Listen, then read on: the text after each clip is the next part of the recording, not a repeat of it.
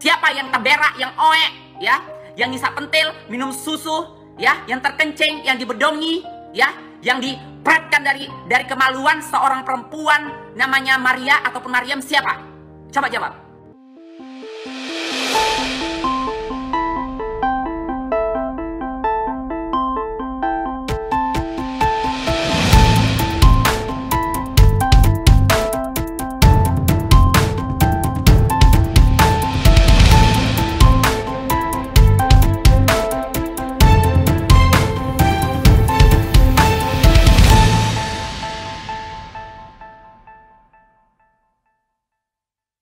Akhirnya Deddy Corbuzier meneteskan air mata, usai di-call 1T oleh apologet Kristen.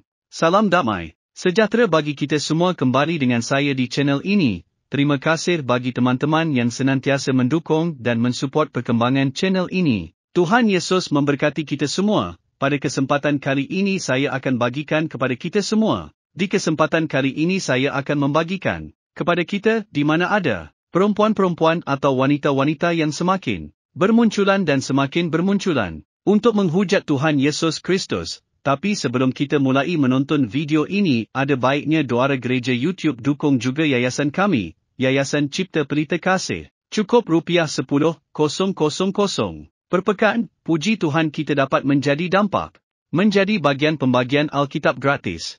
Saudara Gereja YouTube mau enggak ambil bagian dalam program membagikan 1 juta Alkitab gratis di Indonesia? Saya percaya pasti mau. Dari Gereja YouTube buat gerakan membagikan 1 juta Alkitab ke seluruh pelosok Indonesia. Pasti saudara mau satu Indonesia faham Alkitab. Kita punya sebuah program membagikan 1 juta Alkitab gratis di Indonesia. Yak jadikan Indonesia dengan membagikan Alkitab, membagikan kabar baik dan pastinya kita mau membagikan Alkitab dengan bentuk fisik. Nah ini, kalau kita bersama-sama dukung ini bisa bergandengan tangan. Kita gunakan channel Gereja YouTube untuk terus bergerak maju dan berdampak mewujudkannya bersama. Misinya apa? Kita ingin mencetak 1 juta orang yang hafal dan haus akan firman Tuhan yaitu melalui Alkitab gratis. Nah kalau ini bisa terjadi 1 juta penduduk Kristen Indonesia bisa membaca Alkitab maka kalikan 10. Maka 10 juta orang akan membaca Alkitab, membaca firman Tuhan. Dengan itu, ini tidak akan terwujud kalau tidak dengan cara bergandengan tangan. Saudara-saudara Gereja YouTube kita gunakan channel Gereja YouTube untuk terus berdampak dan melayani lebih lagi. Dukung program ini, agar kita bisa membagikan 1 juta Alkitab gratis di Indonesia dengan cukup sisihkan ₹10,000 per pekan. Puji Tuhan kita dapat berbagi, berdampak memuliakan nama Tuhan Yesus. Yak ikutan detailnya ada di kolom deskripsi atau bisa melalui rekening Gereja YouTube yang dinaungin atas nama Yayasan Cipta Pelita nomor bank BRI 04210034205666 dengan menulis P8. Artinya program ke-8 Gereja YouTube. Mungkin itu pengumuman kali ini. Saya Abdullah dan semua tim pelayanan di Gereja YouTube dan Yayasan Cipta Pelita mengucapkan banyak terima kasih. Tuhan Yesus memberkati. Oleh karenanya saudara langsung saja kita saksikan videonya yang berikut ini. Dia mengatakan bahwa Yesus itu bukan Nabi Isa. Oke, fine. Seperti kata dia, kita harus toleransi, yaitu membiarkan kepercayaan masing-masing. Oke, entok terima. Sekarang entok bertanya, kalau memang Nabi Isa itu bukan adalah Yesus, nah siapa yang dilahirkan si Bunda Maria? Yesus itu lahir dari rahim siapa? Di tahun berapa sesungguh-sungguhnya? Ayo ahli sejarah berbicara di sini. Ya, entok buka forum, vote, ya apa vote ya. Aku tidak peduli kalian mau bertuhankan siapa, mau bertuhankan Gundurwo pun berkali-kali aku bilang silahkan. Nah, karena kau mempertegas tadi dibicara kau wanita Gonjes, kalau orang Islam selalu menyamakan Yesus itu dengan Nabi Isa. Oke, berbeda. Tuhanmu adalah Yesus, Nabi Isa kami adalah Nabi Isa kami. Oke, fine kita di situ. Sekarang kau harus menjawab siapa yang dilahirkan, siapa yang dilahirkan, yang ditetein, yang disusuin, yang berak, yang dikandung, ya, apalagi yang kencing, yang menghisap pentil dari seorang Bunda Maria. Siapa? Coba jawab. Siapa? Siapa yang terberak, yang oek, ya, yang ngisap pentil, minum susu, ya, yang terkencing, yang dibedongi, ya, yang diperetkan dari kemaluan seorang perempuan namanya Maria ataupun Maryam. Siapa? Coba jawab. Jadi kadang-kadang orang bodoh, Dajjal, dia menjelma jadi seolah-olah kayaknya wanita santun, wanita yang pintar, wanita yang berbicara dengan penuh attitude. Coba dia dudukkan, jangan sama Entok ya. Kalau Entok mungkin ya karena orang pendosa, kalian gak akan pernah menganggap bicaraku benar. Dudukkan Ustaz Somad, dudukkan si perempuan gonjes, dan buka sejarah. Katanya dia jangan menarik dari sisi filosofi, jangan bisa mencari dari ini. Tapi sejarah, tutup kitab, tapi buka sejarah. Sejarah itu tidak akan pernah bisa tertutup. Oke, dudukkan Ustaz Somad, dudukkan si perempuan gonjes, buka sejarah sesungguhnya. Siapa yang ditetein? Siapa yang terberak? Siapa yang mengisap pentil? Ya? Siapa yang disusui? Siapa yang dibedongi? Siapa yang diowekkan? Coba! Jadi emosi pagi-pagi. Kok pikir orang Islam itu orang-orang bodoh? Kalau sudah salah, jangan sok pintar. Mendingan diam.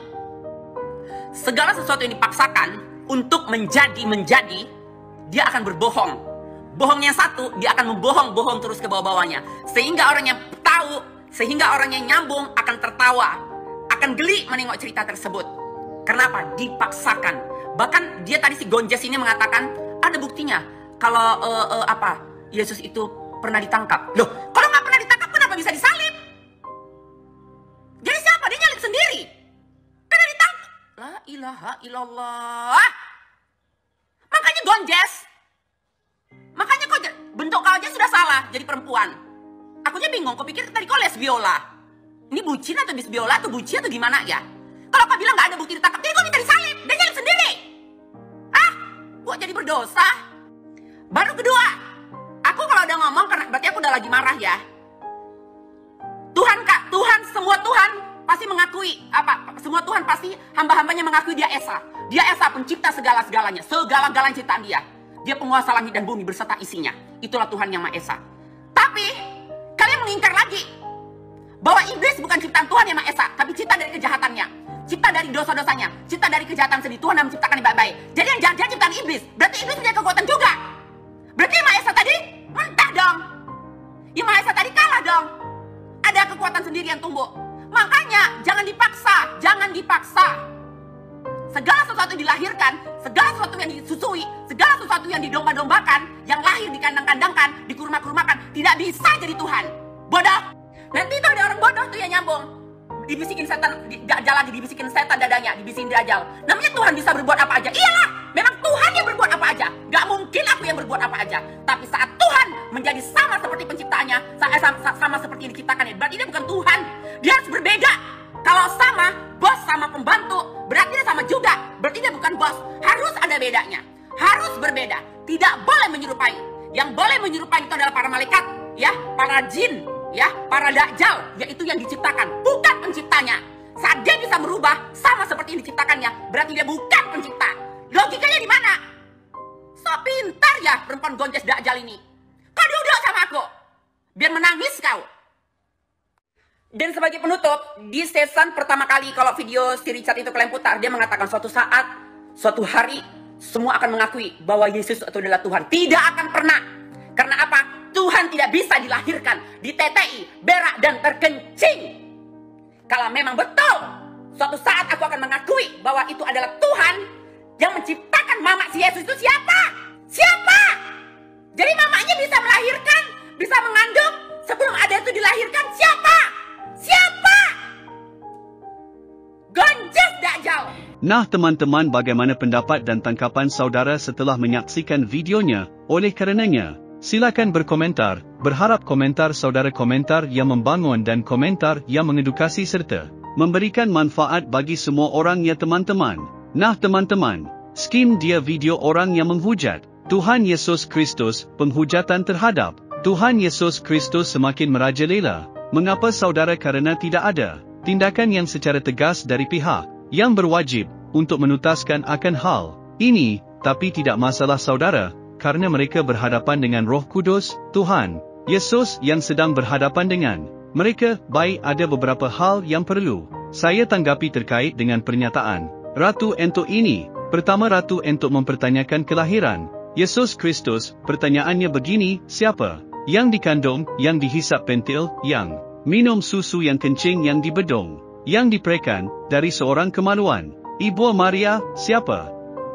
Nah teman-teman, pertanyaan Ratu Entok ini sama sekali tidak ada relevan dengan keilahian Tuhan Yesus Kristus ya, pertanyaan Ratu Entok. Ini sama sekali tidak ada relevan terhadap kelahiran Yesus Kristus ya, pertanyaan. Ini tidak berbobot sama sekali ya. Mengapa? Karena pertanyaan ini adalah pertanyaan yang menunjukkan bahawa Ratu Entok sendiri tidak tahu sama sekali dan tidak paham sama sekali mengenai atau tentang Yesus Kristus. Sebabnya, pertanyaan ini muncul karena ketidaktahuan dan ketidakpuasan mengertian dengan kelahiran Yesus Kristus. Perlu anda pahami bahawa kelahiran Yesus Kristus tidak ada kaitannya dengan pertanyaanmu Ratu Entok ya. Yesus Kristus dikandung oleh Maria bukan karena hubungan secara biologi ya, bukan karena adanya hubungan secara biologi, bukannya. Alkitab mencatat bahawa anak yang dikandung oleh Maria adalah anak dari Roh Kudus. Ratu Entok belajar dengan baik. Jangan hanya kim-kim sana-sini dengar sana-sini lalu anda menyimpulkan dan mempertanyakan sementara pertanyaan anda tidak berbobot sama sekali. Sekali lagi, kepada Ratu Entok bahawa Yesus dikandung oleh Maria bukan hasil dari hubungan secara biologi, namun yang dikandung oleh Maria adalah anak dari Roh Kudus. Datanya di mana? Ada di dalam Matius pasal 1 ayat 20 sampai 21. Itu silakan cari Ratu Entok dan belajar. Jangan hanya klaim dan klaim lalu anda menyimpulkan dan berkuar-kuar di medsos seolah-olah anda paling benar di dalam iman dan keyakinan umat Kristiani ya. Itu yang pertama, bantahan yang pertama. Yang kedua, Ratu Entok mengajak untuk debat secara sejarah dengan Ustaz Abdul Somad. Ratu Entok mengatakan tanpa menggunakan kitab suci masing-masing. Okey, hamba Tuhan dan para pendeta sudah siap kepada Ustaz Abdul Somad ya. Ratu Entok silakan hadirkan Ustaz Abdul Somad. Orang Kristen dan para pendeta sudah siap meledeni Ustaz Abdul Somad itu. Jangan hanya berkuar-kuara dan lalu ia menguat dan menghina salib simbol iman Kristen. Buktikan dong ya. Debat terhadap para pendeta umat Kristen ya. Sekali lagi, pendeta-pendeta besar sudah siap melayani Ustaz Abdul Somad itu untuk debat, di mana Ustaz Abdul Somad pernah ia menghujat salib yang mengatakan bahawa di dalam salib itu ada jin kafir dan jin kafir itu memanggil haleluya haleluya. Pernyataan ini merujuk pada iman kekristenan. Tidak pernah ada kata haleluya di dalam kitab suci Ustaz Abdul Somad, dan pernyataan Ustaz Abdul Somad berujuk pada iman kekristenan. Jelas ia sedang mengucap simbol iman kekristenan. Oleh karenanya, sekali lagi, kepada Ratu Entok, spek terbuka kepada Ratu Entok untuk menghadirkan debat Ustaz Abdul Somad. Debat terbuka kepada pendeta. Silakan buat video, nanti saya akan sampaikan kepada pendeta Esra Soru dan pendeta lainnya. Mereka siap untuk berdebat sama Ustaz juaran politik agama. Sekali lagi, speech terbuka kepada Ratu Entok untuk menghadirkan Ustaz Somad. Ustaz jungannya yaitu Ustaz Somad di dalam debat terbuka. Kami menantikan usaha dan pertanggungan jawab pernyataan Ratu Entok untuk menghadirkan Ustaz Abdul Somad. Ya, oleh karenanya di akhir video ini, saya akan menghadirkan berita tentang news, yaitu berita tentang sukacita, keselamatan dan kehidupan yang kekal hanya ada di dalam Yesus Kristus. Sebabnya di dalam Injil Yohanes pasal 14 ayat 6 di sana dikatakan, akulah jalan kebenaran dan hidup. Tidak ada seorang pun yang sampai kepada Bapa kalau tidak melalui Yesus Kristus, sebab keselamatan tidak ada di dalam siapapun juga selain di dalam Dia, yaitu selain di dalam Yesus Kristus. Sebab di bawah kolong langit ini tidak ada nama lain yang diberikan kepada manusia yang olehnya kita dapat diselamatkan. Sebabnya Allah meninggikan Dia dan mengaruniakan kepadanya nama di atas segala nama, yaitu nama Yesus. Jadi segala bentuk makhluk yang ada di alam semesta ini, nama apapun dia harus tunduk di bawah otoritas kuasa nama Yesus Kristus. Sebab nama Yesus berkuasa dan mengalahkan nama dan segala bentuk apapun yang ada di alam semesta ini. Oleh karenanya demikian, video saya kali ini. Sampai bertemu di video saya selanjutnya. Tuhan Yesus memberkati kita semua. Shalom. Cukup Rp10,000 per pekan. Puji Tuhan kita dapat menjadi bagian pembagian Alkitab gratis. Saudara gereja YouTube mau enggak ambil bagian dalam program membagikan 1 juta Alkitab gratis di Indonesia? Saya percaya pasti mau. Dari gereja YouTube buat gerakan membagikan 1 juta Alkitab ke seluruh pelosok Indonesia.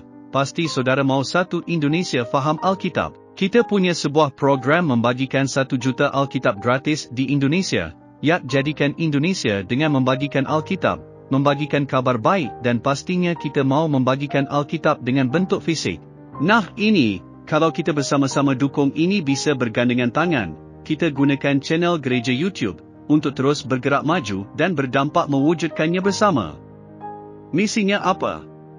Kita ingin mencetak 1 juta orang yang hafal dan haus akan firman Tuhan yaitu melalui Alkitab gratis. Nah kalau ini bisa terjadi 1 juta penduduk Kristen Indonesia bisa membaca Alkitab maka kalikan 10. Maka 10 juta orang akan membaca Alkitab, membaca firman Tuhan. Dengan itu, ini tidak akan terwujud kalau tidak dengan cara bergandengan tangan.